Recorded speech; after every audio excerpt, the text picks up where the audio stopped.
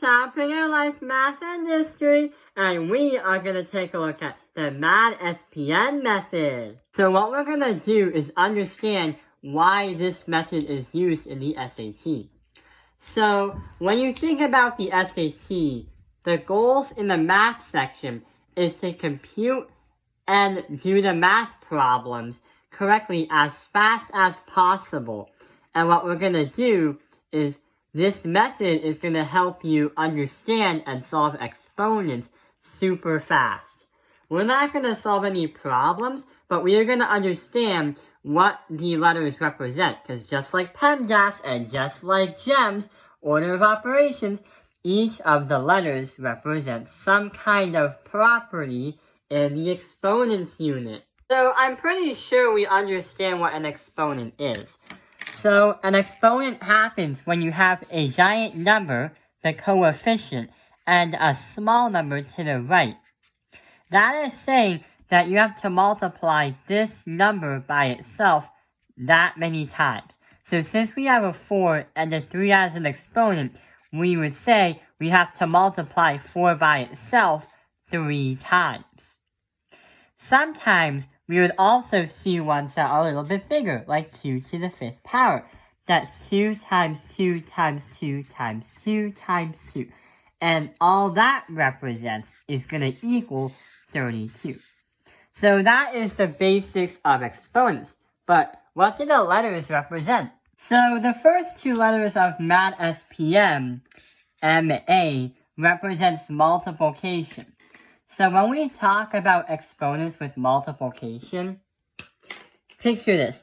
Imagine you have 2 to the 3rd power, then we have to multiply that by 2 to the 7th power. If we have the same coefficients, but we can have the same or different exponents, when you multiply, that's what the letter M represents. The A represents addition. So when you're multiplying the exponents, you're actually having to add the exponents together.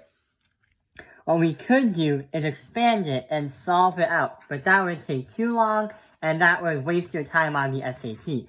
Instead, our final answer would be 2 to the 10th power.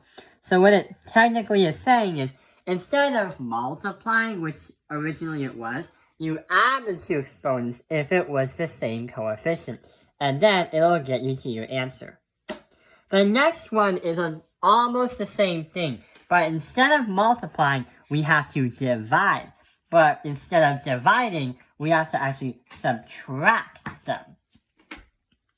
Sometimes in school, your teacher will give you what is 10 to the 8th power? Divide that by 10 to the 2nd power.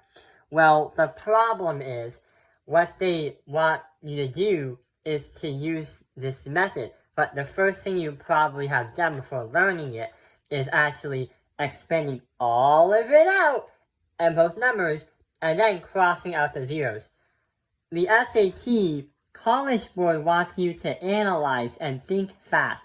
You can't only think, you must do. You have to be that fighter pilot in combat. So what we have to do is, instead of dividing, we have to subtract instead. So 8 subtract by 2, 10 to the 6th power will become our answer.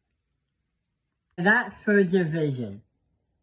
PM as 2 letters is very confusing, and it's the most confusing out of all of them. Because what it's saying is, when you are raising a power, the problem is you're actually doing multiplication, which could be confused with the other letter M. Here's an example. We are going to say 3 to the 2nd power, but then we have to multiply that by some kind of, let's say, 7th power. So when we're trying to raise a power to make it become more powerful, instead of adding or subtracting, what we have to do is we have to multiply them. This power is asking the 7 to make it even more powerful. So instead, what we're going to say is 3 to the 14th power.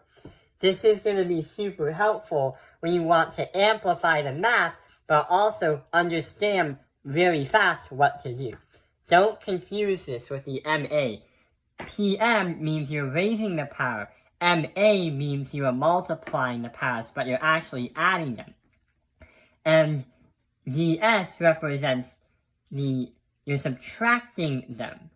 But this strategy for the SAT does have a little bit of a flaw.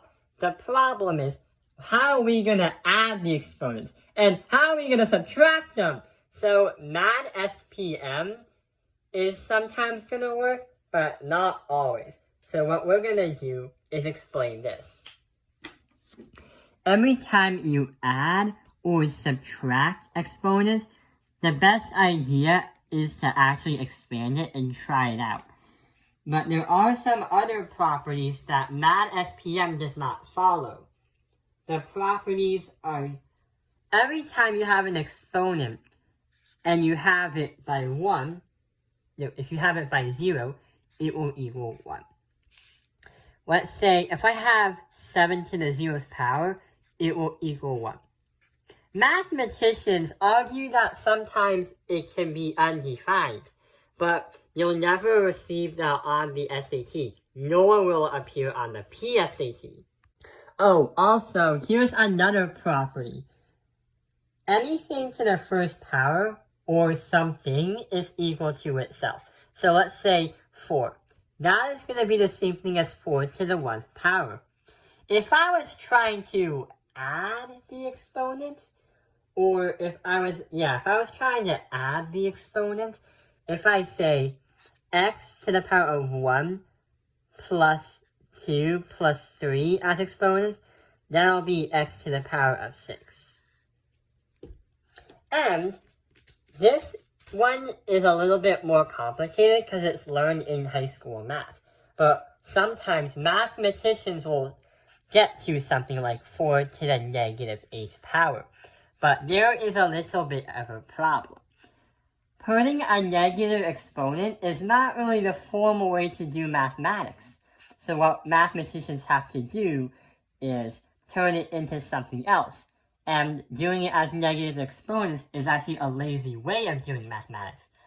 Let's use an exponent of 10 to the negative 2nd power and see what happens. What if I told you that when you have a negative exponent, you're not actually going to get a negative number?